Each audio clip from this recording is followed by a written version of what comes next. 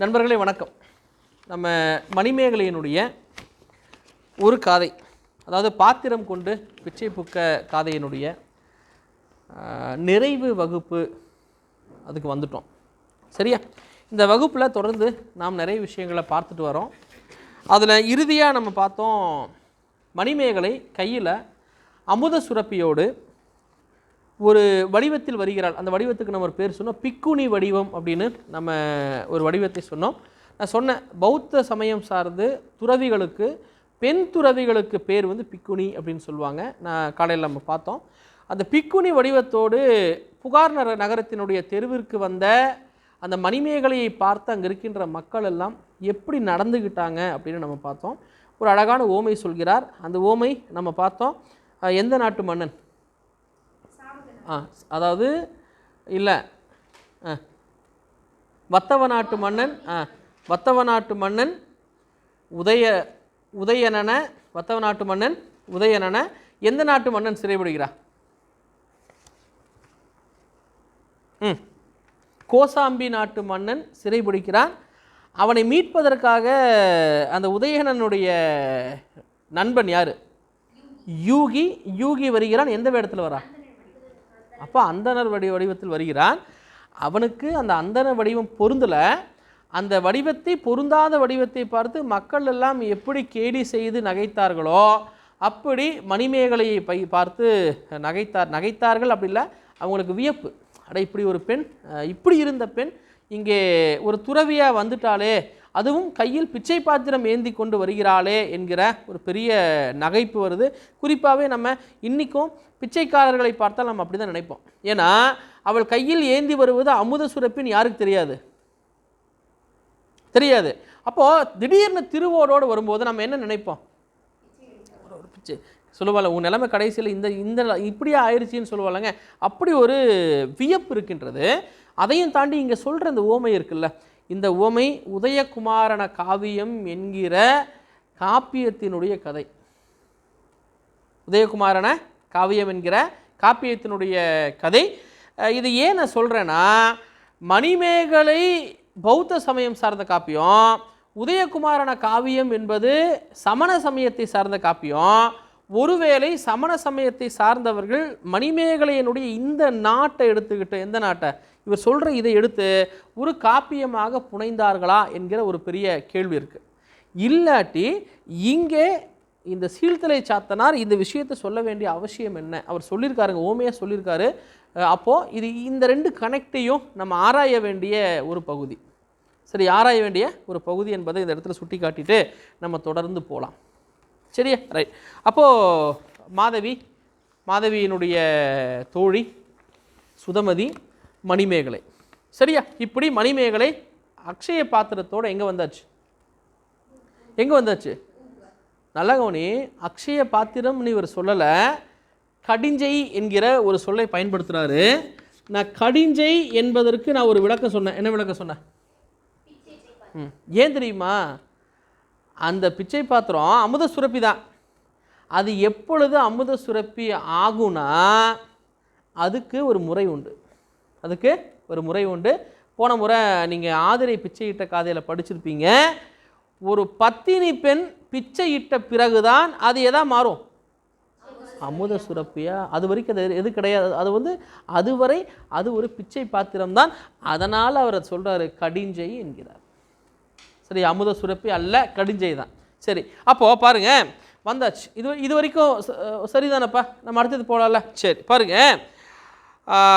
மணமனை மருகின் மாதவி ஈன்ற அணிமலர் பூம்பொன் அணிமலர் பூங்கொம்பு மலி உவகையின் பத்தினி பெண்டீர் பண்புடன் இடும் பிச்சை ஏற்றல் பெருந்தகவு உடைத்தன குளநனி தாமரை கொடுமலர் நாப்பன் ஒருதனி ஓங்கிய திருமலர் போன்று வாழ்ந்தரு கற்பின் மனையுரை மகளிரில் தான் தனி ஓங்கிய தகமையல் அன்றோ ஆதிரை நல்லாள் அவள் மனை இம்மனை நீ புகழ் வேண்டும் நேரிடை என்றனல் வடதிசை விஞ்சை மாநகர் தோன்றி தென்திசை பொதியலோர் சிற்றி ஆற்றங்கரை மாதவன் தன்னால் வல்வினை உறுப்ப சாபம் பட்டு தனித்துயர் உறும் வீவில் வெம்பசி வேட்கையோடு திரிதரும் காயா சண்டிகை எனும் காரிகை தானேன். காரிகை தானேன். சரி, இது வந்து நம்ம எப்படி உங்களுக்கு நான் இந்த வகுப்பில் சொல்கிறேன்னா, இதை சொல்லிட்டு அதை சொல்கிறேன். அப்படி மணிமேகலை எங்கே வந்தாச்சு? அப்போ வந்த உடனே இல்லை, ஆமாம், தெருவுக்கு வந்தாச்சுங்க. தெருவுக்கு வந்தாச்சு. தெருவுக்கு வந்தாச்சுங்கிறது மணிமேகலையினுடைய நோக்கம் வேறு. அவளுடைய நோக்கம் அறம் செய்வதற்காக தெருவில் வந்திருக்கா. ஆனால் எல்லாமே அப்படி தான் நினைக்கிறாங்க. பிச்சை பாத்திரத்தோடு தெருவிற்கு வந்துவிட்டாள் என்று நினைக்கிறார்கள். அப்போ அந்த இடத்துல காய சண்டிகை என்கிற ஒருவள், காய சண்டிகை என்கிற ஒருவள், அந்த கதையை நான் சொல்லியிருக்கேன். இங்கே இந்த பகுதியில் அவர் அறிமுகப்படுத்துகிறாரு. வடதிசை விஞ்சை மாநகர் தோன்றி, வடதிசையில் விஞ்சை மாநகர். அந்த விஞ்சை மாநகர் என்பது ஒரு வித்தியாதர நகரம். வித்தியாதர நகரம். அந்த வித்தியாதர நகரத்தில் காஞ்சபுரி, அந்த இடத்தினுடைய பேர் என்னங்க? காஞ்சபுரி. காஞ்சபுரி, ஒரு சில பேர் காஞ்சனபுரி என்றும் சொல்வார்கள். காஞ்சபுரி, காஞ்சனபுரி, ரெண்டு வகையான பேரும் உண்டு. காஞ்சபுரி, காஞ்சனபுரி. அப்போது இது வடதிசையில் இருப்பது விஞ்சை மாநகர். அது என்ன மாநகர்? இங்கே சொல்கிற வித்தியாதர என்பது பேரும் புகழும் உடைய ஒன்று. ரெண்டாவது வானுலகம் என்று பொருள். என்ன பொருள்? விண்ணுலகம்.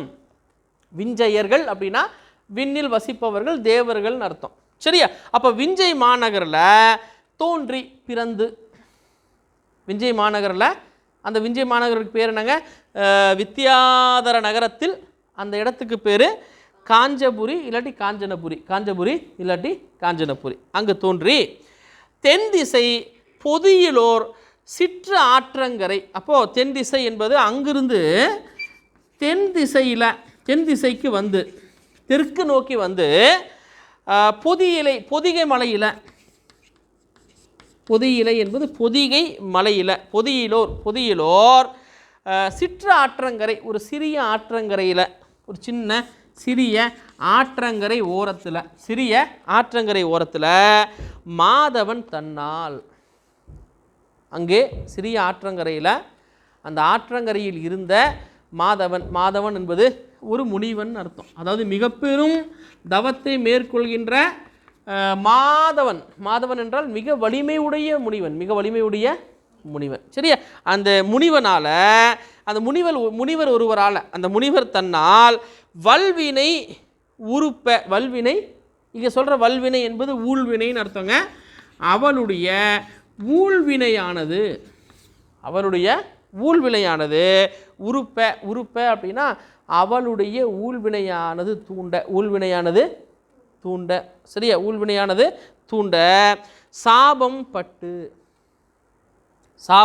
பட்டு தனித்துயர் உருவும்.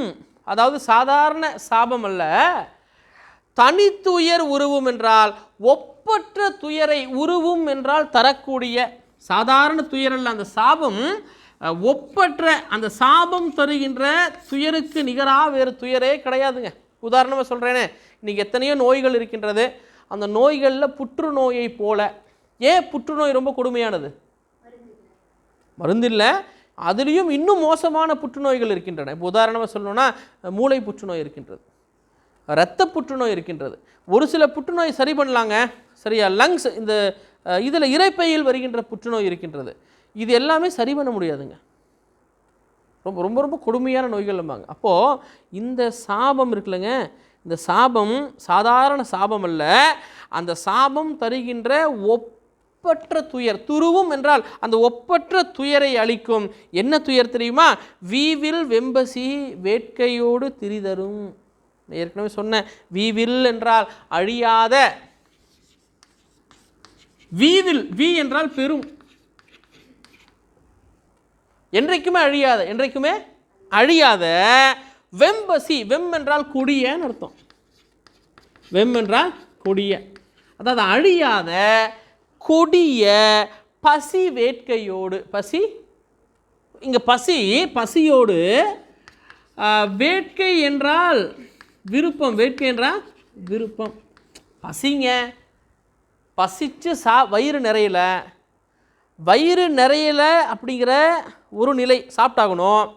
அதோடு சாப்பிடணுங்கிற விருப்பமும் சேர்ந்து, சாப்பிடணுங்கிற பசிக்கு சாப்பிட்ணுங்க. பொதுவாக சொல்லுவாங்க பசி வந்து ருசி அறியாது அப்படின்னு சொல்லுவாங்க. ஆனால் இங்கே பசிக்கவும் செய்யுது, எவ்வளோ சாப்பிட்டாலும் பத்த மாட்டேங்குது. மேலும் மேலும் இந்த மனமும் உடலும் எதை விரும்புது? உணவை விரும்புகின்றதா பாருங்கள். அப்போ இந்த இக்கட்டான சூழல் சொல்கிறாங்க, we will வெம்பசி வேட்கையோடு திரிதரும். திரிதரும் என்றால் சுற்றுகின்ற, திரிதரும் என்றால் ஒருத்தர்கிட்ட போய் நம்ம சாப்பாடு கேட்போங்க, சாப்பாடு யாராவது இல்லைன்னு சொல்லுவாங்களா? ஆனால் எவ்வளவு கொடுத்தாலும் பத்தலைன்னா அப்போ திரிதரும். அந்த சாப்பாட்டுக்காக அலைகின்ற காயா சண்டிகை எனும் காரிகை. காரிகை என்றால் பெண் என்ற அர்த்தம். இந்த காயா சண்டிகை எனும் அந்த காரிகையினுடைய பேர் என்னங்க?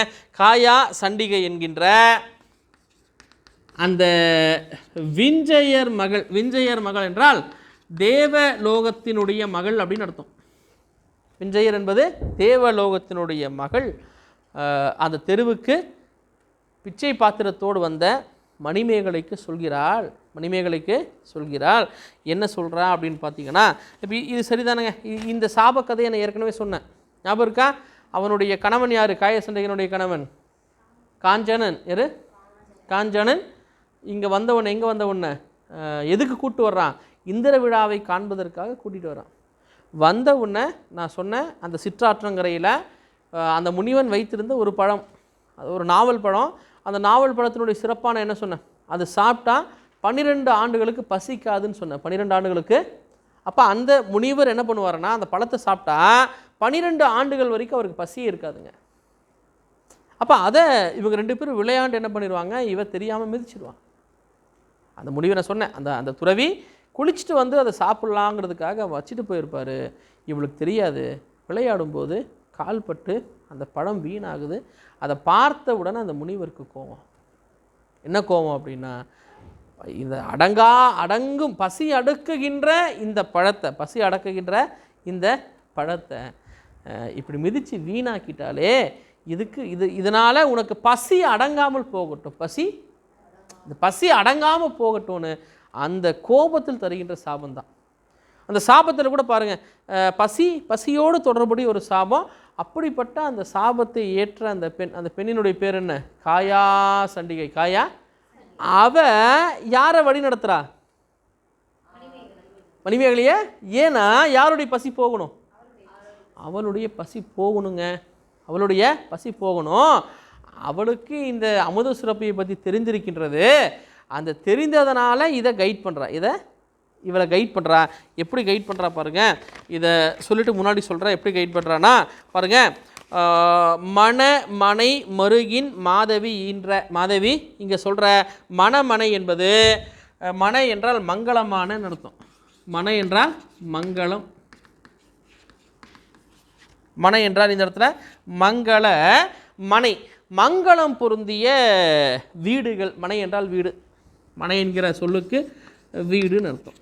அதாவது மங்கள பொருந்திய வீடு. அதானே சார் மங்கள பொருந்திய வீடு அப்படின்னா, மிக சுபிக்ஷமான திருமணமானவர்கள் வசிக்கக்கூடிய மங்களத்தன்மை கொண்ட, இந்த பூஜை புனஸ்காரம்லாம் சொல்லுவாங்கல்லங்க, அப்படிப்பட்ட மகிழ்ச்சி பொருந்திய பிரியாத இணையர்கள் வாழ்கின்ற, இப்படி பல குறிப்புகளை சொல்லலாம், பல கூறுகளை சொல்லலாம். அந்த வீட்டினுடைய மருகு அப்படின்னா வீதின்னு அர்த்தம். அப்படிப்பட்ட இந்த வீதிகள் நிறைந்த, இந்த மனைகள் நிறைந்த அந்த வீதிகளில், எந்த வீதிகளில்? புகார் நகரத்தினுடைய தெருவில் மாதவி ஈன்ற. யார்? மாதவி ஈன்ற அணிமலர் பூக்கொம்பு மலி உவகையின். இங்கே சொல்கிற அணிமலர் பூக்கொம்பு. அப்போது அந்த மணிமேகலைக்கு இவர் ஒரு பேர் சொல்கிறாரு. அணி என்றால் அழகுன்னு அர்த்தம். அணி மலர் பூக்கொம்பு, அழகான மலர்களை உடைய பூக்கொம்பை போன்றவள். எதை போன்றவளா? பூக்கொம்புங்கிறது என்னங்க?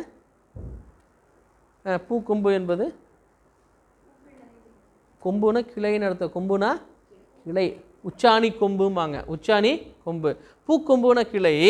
அந்த மணிமேகலை எப்படிப்பட்டவளா? ஒரு அழகான சொல்லாச்சுங்க. அணிமலர் பூக்கும்பா. அணிமலர் இப்படி இருக்குது, ஒரு மரம் இருக்குது, அந்த மரத்தினுடைய ஒரு கிளையில் இந்த கிளை இருக்குன்னா, கொம்பு இருக்குன்னா, இந்த கிளை முழுக்க மலர்களால், எப்படிப்பட்ட மலர்களால்? அழகிய மலர்களால், அழகிய மலர்களை உடைய பூங்கொம்பை போன்ற அந்த மணிமேகலை. பாருங்கள், மணிமேகலை மலி உவகையில். இங்கே சொல்கிற மலி என்றால் மிகுந்தன்னு அர்த்தம். மலி என்றால் மிகுந்த. அந்த உவகை என்பது விருப்பம். உவகை என்பது விருப்பம். சார், எப்படிப்பட்ட விருப்பம் அப்படின்னா, உள்ளார்ந்து வருகின்ற விருப்பம். அது என்ன சொல்லுவோம்? உவகை அப்படின்னு சொல்லுவோம், உவப்ப அப்படின்னு சொல்லுவோம். சார், உள்ளார்ந்து ஒரு ஆத்மார்த்தமான விருப்பம் எப்போ வரும் அப்படின்னா, நாம் ஒன்றை பிடித்து செய்யும்போது, ஒரு விஷயத்தை ரொம்ப பிடிச்சி நாம் ஒன்றை செய்யும்போது, அப்பொழுது மட்டும்தான் இந்த உவப்பு வரும். உவப்ப தலைக்கூடி உள்ளம் பிரிதல் அன்றோன்னு ஒரு வள்ளுவர் ஒரு குறள் சொல்வார். உவப்ப தலைக்கூடினா, ஒரு நல்ல நண்பர்கள் எல்லோருக்கும், அந்த 2 பேருக்குமே மனப்பொருத்தம் உள்ள நண்பர்கள் ஒன்றாக சேரும்போது தான் நமக்கு என்ன வரும்? உவப்பு வருங்க. மகிழ்ச்சியை விட உவப்பு பெருசு. அப்போது மிகுந்த உவப்போடு, எப்படி? சாதாரண உவப்பு இல்லை, மலி உவகை, மிகுந்த உவகையோடு பத்தினி பெண்டீர். யாரு? ஏற்கனவே இந்த பத்தினிக்கு நம்ம விளக்க சொல்லியிருக்கோம். பதி கூட்டல் இனி பத்தினி, பதி கூட்டல் இனி பத்தினி. பதி என்பது இங்கே கணவன் என்று பொருள். பதி என்றால் கணவன். அப்போது கணவனுக்கு இனியவளாக விளங்குகின்ற கற்பின் சிறந்த பெண்கள் பண்புடன் இடும்.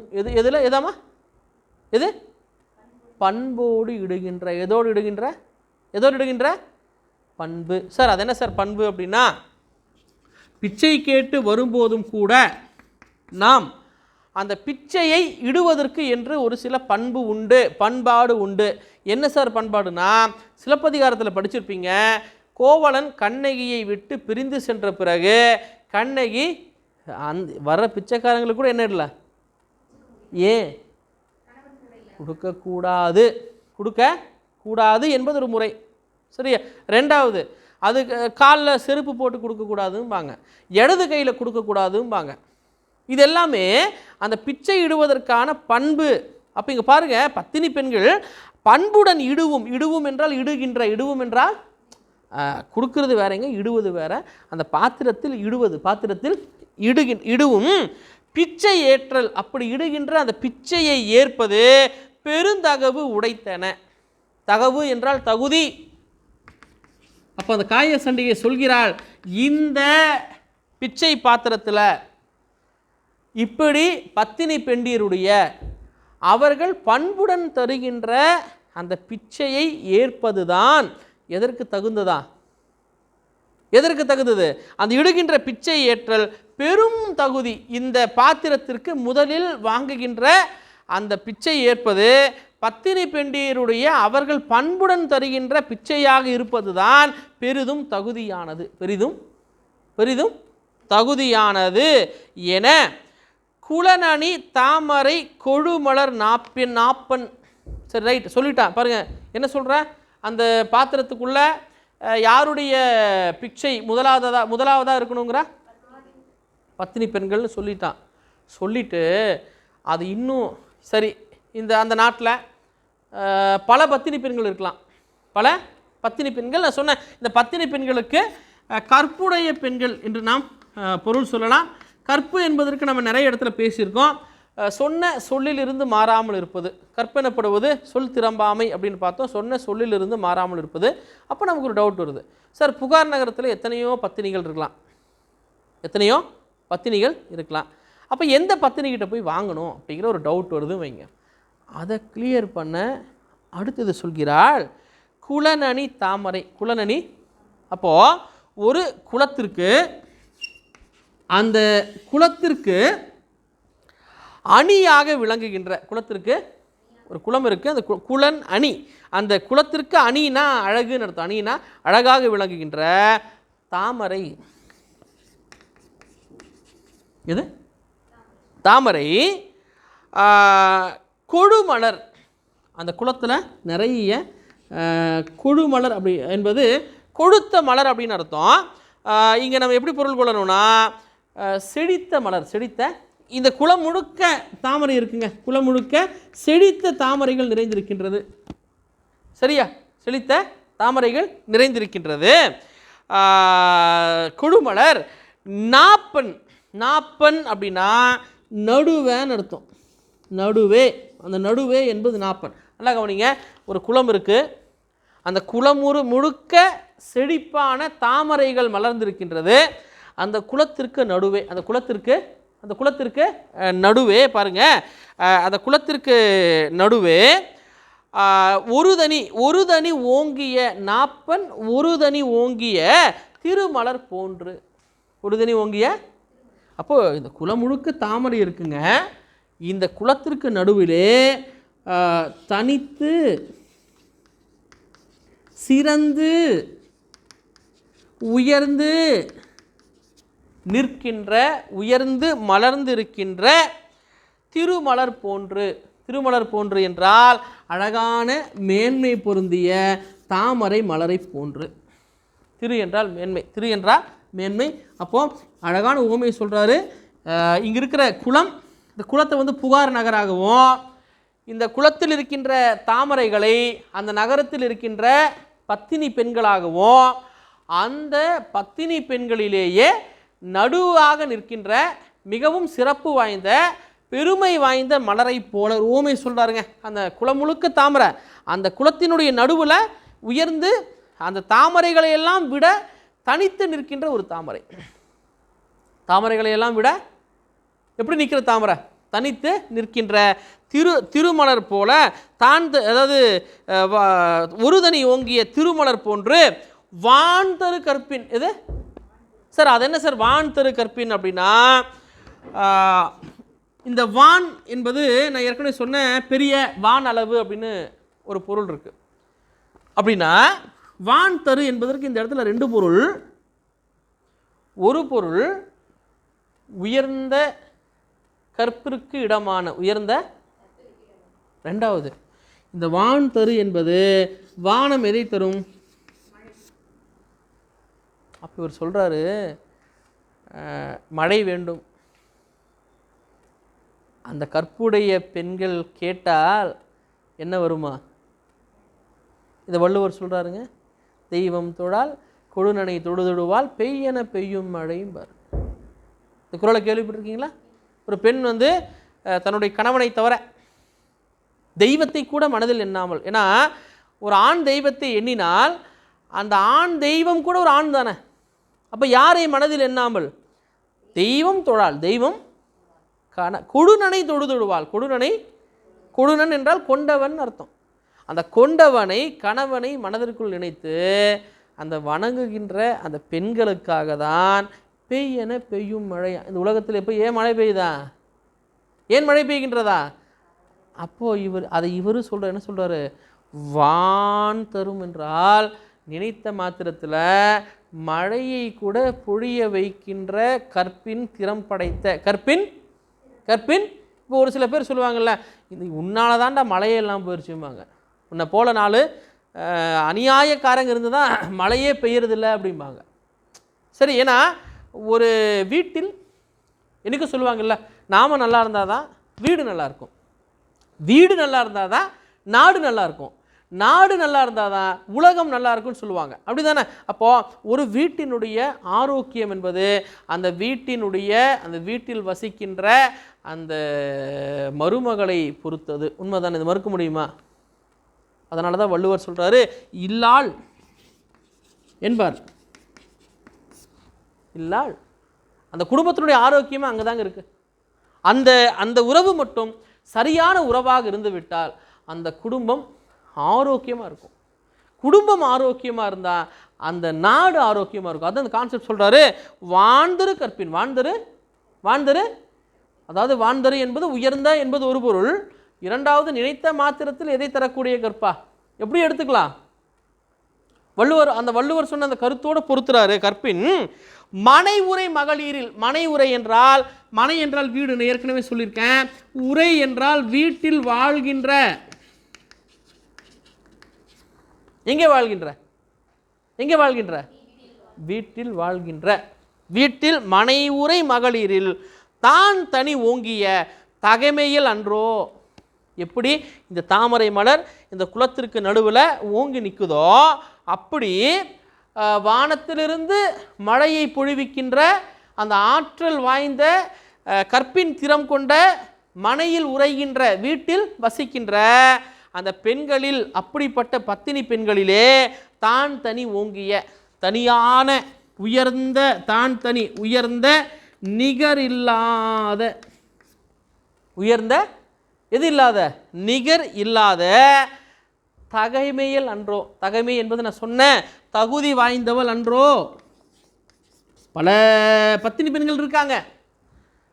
அவர்களில் எப்படி அந்த தாமரை நடுவில் மேன்மை பொருந்திய ஒரு மலராக நிற்கின்ற தாமரையை போல அந்த பெண்களுள் சிறந்து உயர்ந்து தனித்துவமாக நிற்பவள் அன்றோ ஆதிரை நல்லாள். யாரு அப்படி அந்த புகார் நகரத்தில் அப்படிப்பட்ட சிறப்போடு இருப்பவள் யார்? ஆதிரை நல்லாள். காயசண்டிகை சொல்கிறான், பாரு குழம்பாத, இதுதான் ப்ராசஸ், இதுதான் ப்ராசஸ். நீ யார்? பத்தினி பெண்டியரிடமிருந்து வாங்குகின்ற அந்த முதல் பிச்சை முக்கியம். நீ யாருக்கிட்ட போகணுன்னா, இங்கே இருக்கின்ற பத்தினி பெண்களிலேயே மிகவும் சிறந்தவள், நடுநாயகமாக விளங்குபவள் யார்? ஆதிரை.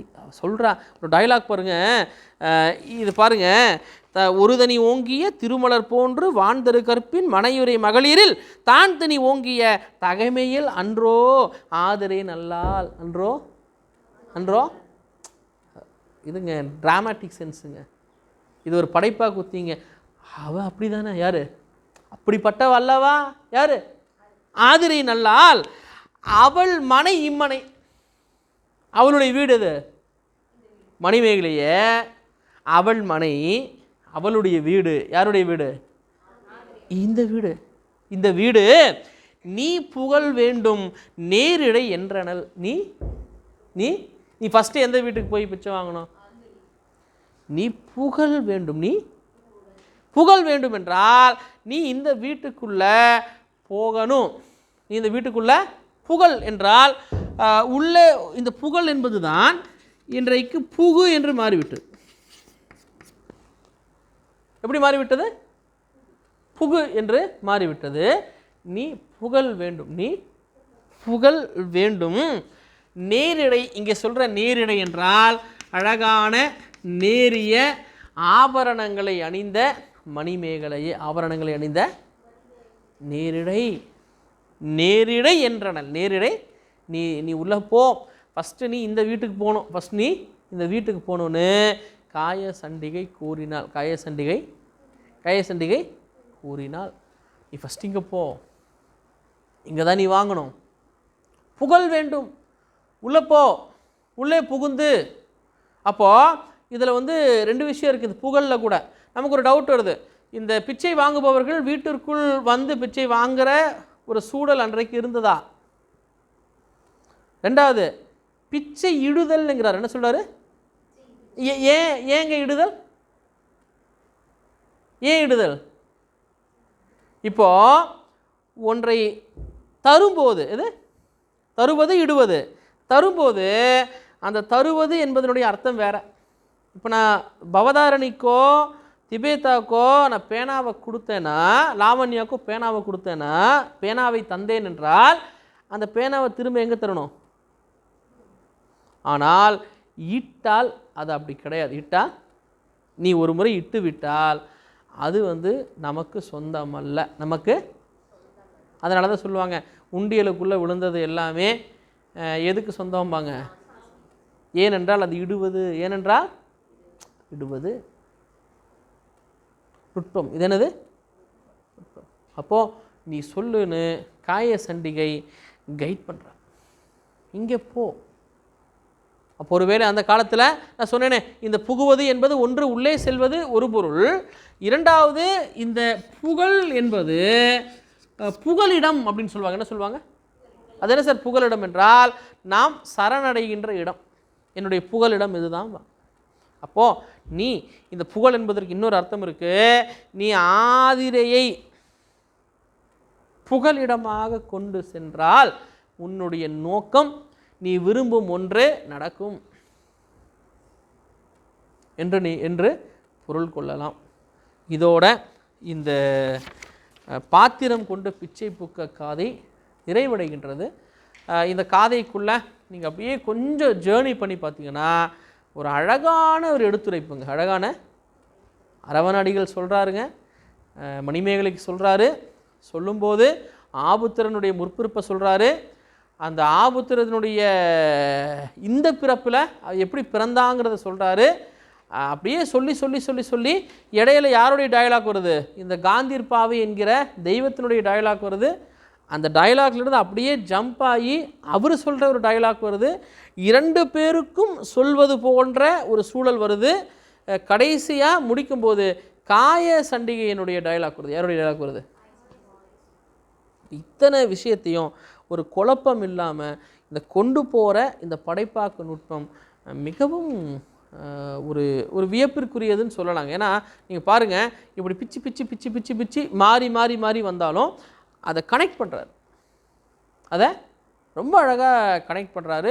அதுவும் சிறப்பாக இந்த அவர் சொல்கிற ஊமைகள் இருக்குல்ல, நடுவில் தெருவுக்கு வந்த அந்த மணிமேகலையை உதயணனோடு தொடர்பு படுத்துகின்ற அந்த ஓமை, யூகியோடு தொடர்பு படுத்துகின்றது ஓமை. நான் தான் சொன்னேனே, ஒருவேளை அது உதயகுமாரன காவியத்திற்கு விதையாக இது இருந்திருக்கலாம், சொல்ல முடியாது. ஒரு ஆய்வே நிகழ்த்தலாங்க, இப்படி இருக்கா அப்படின்னு ஒரு ஆய்வு நிகழ்த்தலாம். 2வது ஆதிரியை சொல்லும்போது, அந்த ஆதிரைக்கு முன்பு சொல்லும்போது அந்த குளத்தில் இருக்கின்ற தாமரையை ஒப்பிடுற அந்த தன்மையும் மேலே சொல்லும்போது இந்த இடத்துல பாருங்கள், ஒரு படைப்பாளராக நான் ஒரே ஒரு உதாரணம் உங்களுக்கு நான் சுட்டி காட்டுறேன். இந்த இடத்தை சொல்லும்போது, அதாவது குலனணி தாமரை கொழுமலர், குலனணி, அப்போ மேலே தாமரைங்கிற இதை பயன்படுத்திட்டாரு. கீழே நாப்பன் என்பது நடுவே, நாப்பன் என்பது நடுவே, ஒரு தனி ஓங்கிய திருமலருங்கிறார். ஒரு தனி ஓங்கிய, அப்போது மேலே சொன்ன அந்த தாமரை என்கிற சொல்லை திரும்ப அவர் பயன்படுத்தலை. கீழே என்ன மலர் அப்படின்னு சொல்கிறாரு? ஏன் கூறியது கூறுவது, கூறியது கூறுவதுங்கிறத தாண்டி இத்தனை மலர்கள் இருந்தாலும் நடுவில் இருக்கின்ற நடுநாயகமாக விளங்குகின்ற திருமலர் என்றால் செல்வம் பொருந்திய என்கிற பொருள் நமக்கு தெரியும். திருமகள் என்பது நமக்கு லக்ஷ்மி திருமகள் அப்படின்னு சொல்லுவோம். செல்வம் பொருந்திய மகளாக யார் இருக்கிறார்? ஆதிரை இருக்கிறாள் என்று சொல்வதெல்லாமே ரொம்ப ஒரு அட்டகாசமான ஒரு படைப்பாக்க சென்ஸுங்க. அதே போல் அந்த ஃப்ளாஷ்பேக்கை சொல்கிற விஷயங்கள் நம்ம பார்த்தோம்லங்க, அதுவும் ரொம்ப அட்டகாசமான சென்ஸ். அதையும் தாண்டி என்னுடைய நாவில் விடாமல், இது விடாமல் அவள் என்னை பேச செய்கிறாள். இப்போ பாருங்கள், பேச செய்கிறாள் அப்படின்னா அரவணாடிகளுக்கு தெரியும் என்று சக்கரவாள கோட்டத்து ஆளுகளுக்கும் என்னை பேச வச்சுட்டா. இது வரைக்கும் விடாமல் யாருக்கும் சொல்ல வச்சிட்டா? உனக்கும் சொல்ல வச்சிட்டால. அப்படி சொல்கிற விஷயமும் ரொம்ப அட்டகாசமான விஷயம். நேற்று நம்ம பார்த்தோம், அதாவது மழை பொழியும் பொழுது முதலில் அந்த மலருக்கு பொழிந்து என்கிற ஒரு சொல்லுக்கு பார்த்தோம். சரி, போது என்கிற அந்த மொட்டுக்கு அடுத்த நிலையில் இருக்கின்ற மலருக்கு பொழிந்த அப்படிங்கிற ஒரு விஷயத்தை பார்த்தோம். இன்றைக்கி நம்ம பார்க்கும்போது கூட சொன்னோம், காவிரி ஆறு புரந்து வருகின்றது, அப்படி இருந்தும் யாருடைய துன்பம் போகலை, மக்களுடைய துன்பம் போகவில்லை என்று அந்த சொல்லுகிற அந்த சென்ஸ் இருக்குல்லங்க, அது எல்லாமே ஒரு அட்டகாசமான ஒரு படைப்பாக்க நுட்பம் என்பதை நம்ம மறுக்க முடியாது. இதில் ஒரு சின்ன காதை, இந்த காதையில் ஏறத்தாழ் ஒரு 90 வரிங்க. 90 வரியில் முற்காலம் பிற்காலம் அத்தனையுமே சொல்கிறார், நரேட் பண்ணி கொண்டு போகிறாரு. உண்மையிலே இது நம் அனைவருமே லயக்க வேண்டிய ஒன்று. ஒரு படைப்பாளர்கள் இதை நுட்பமாக பார்க்க வேண்டிய ஒன்று என்பதை நாம் மறக்கக்கூடாது. இதோடு தொடர்புடையது தான் ஆதிரை பிச்சையிட்ட காதை. ஆதிரை பிச்சையிட்ட காதை, அந்த காதையிலையும் இவர் அந்த காதைக்கான ஒரு நாட்டை இங்கே வைக்கிறார். எந்த நாட்டு தெரியுமா? பத்தினி பெண்டீர் பண்புடன் இட்ட, பண்புடன். அப்போ அந்த ஆதிரைக்கு ஒரு பிரச்சனை வருது. என்ன பிரச்சனை வருது? கணவன் இல்லை, கணவன் இல்லைங்க. அந்த கணவன் தீயவனாக இருந்தான். அந்த தீயவனாக இருந்த கணவன் திருந்திய போது செல்வத்தை இழந்திருந்தான். செல்வத்தை இழந்துவிட்டு வாழ்வது முறையாகாது என்று சொல்லி அவன் திரும்ப செல்வத்தை சம்பாதிக்க எங்கே போகிறான்? வங்கம் ஏறி, கப்பல் ஏறி போகிறான். தன்னுடைய போன இடத்துல தன்னுடைய கணவன் இறந்து விட்டான் என்கிற செய்தி யாருக்கு வருது? ஆதிரிக்கு வருதா? ஒரு பெரிய சோதனை வருதா? அப்போ ஒருவேளை அந்த சாதுவன் இறந்திருந்தால், ஆதிரியனுடைய கணவன் சாதுவன் இறந்திருந்தால் இவளால் பிச்சையிட முடியுமா? பண்புடன் பிச்சையிட முடியுமா? பத்தினி தாங்க, கணவன் இருக்கும் வரை. சரியா? அப்போ முடியுமா? இட முடியாது. அப்போ தான் அவள் தீப்புக அந்த நெருப்பு வந்து அவளை சுடலையாம். நம்ம அடுத்தது நம்ம படிக்கலாம். அப்போது இந்த நெருப்பு கூட சுடாத ஒரு பாவி ஆகிட்டானேன்னு வருத்தப்படும் போது தான் உன்னுடைய கணவன் இறக்கவில்லை என்கிற அசிரியர் எங்கே கேட்குது? வானத்திலிருந்து கேட்கின்றது. அப்போது அதுக்கான ஒரு நாட்டை எங்கே வைக்கிறாரு? பண்புடன் என்கிற ஒரு நாட்டை வைக்கிறார். அப்போ ஆதிரைக்கு இந்த கதையினுடைய சுவாரஸ்யத்தை கூட்டுறாருங்க. இப்போ அப்படி இருக்கா, பண்போடு அந்த பிச்சை இடணும், அந்த பண்போடு பிச்சை இடுகின்ற அந்த ஆதிரையினுடைய அந்த சூழல் அப்படியே கெடுவதாக ஒரு ட்விஸ்ட் வைக்கிறார். கெடுவதாக ஒரு ட்விஸ்ட் வச்சு அந்த சாதுவனை நாகர் மலையில் சிக்க வச்சு மாமிசத்தை உண்ணுகின்ற அந்த நாகர்கள் எங்கே சாதுவனை கொன்னுருவாங்களோங்கிற சூழல் வரும்போது அவர்களுடைய மொழியை பேசுகின்ற ஒரு ஆளாக இவன் இருந்து அங்கிருந்து தப்பி வந்து அங்கிருந்து தப்பி வந்து அதற்கு பிறகு இந்த ஆதிரை பிச்சை இடுகிறாள். இதுதான் ஒரு கதையினுடைய விறுவிறுப்பை கூட்டுவது. இந்த அளவில் இந்த கதையை நிறைவு செய்கிறோம். நிறைய விஷயங்கள் நீங்கள் இதில் நம்ம டிஸ்கஸ் பண்ணுங்க, விவாதிக்க தான் நமக்கு நிறைய விஷயங்கள் தோன்றும். சரி, நாளை நம்ம ஆதிரை பிச்சையிட்ட கதையை நம்ம பார்க்கலாம்.